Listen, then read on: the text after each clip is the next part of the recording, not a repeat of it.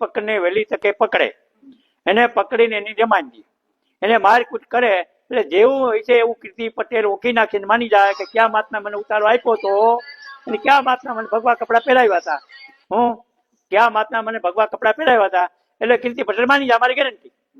જ્યાં સુધી તમે સરકાર જાગૃત નહીં થાવ, ગુજરાત સરકારમાં જો આવા ઢોંગ હાલી રહ્યા છે અને તમે જો અવાવને એજન્ટ તરીકે બાવાઓને હાકી મૂક્યા છે, એ હું સખ્ત શબ્દોમાં વખોડી કાઢું છું.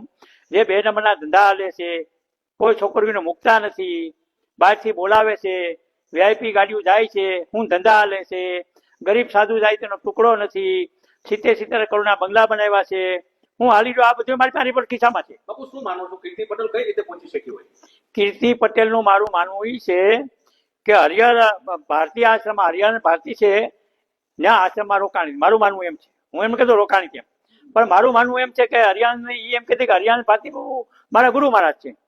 તો મારું માનવું છે કીર્તિ ભારતી કીર્તિ પટેલ ત્યાં રોકાણી હોય તો મને શંકા છે કે એ મહાત્માઓ ઇન્દ્ર ભારતી અને હરિયાણા ભારતી બે મળીને ભગવા કપડા આપ્યા હોય અને સાઈ સન્માનમાં ભેગી લીધી હોય. એ કે એનું કારણ છે કે જયારે ઋષિ ભારતીનો ગુરુ ચલાન કોઈ પણ સરખેજનો, ત્યારે કીર્તિ પટેલે સાથ આપ્યો હતો હરિયાણા ભારતીને, ખુલ્લા આવી ગઈ એને કબાટે ખોલ્યા હતા.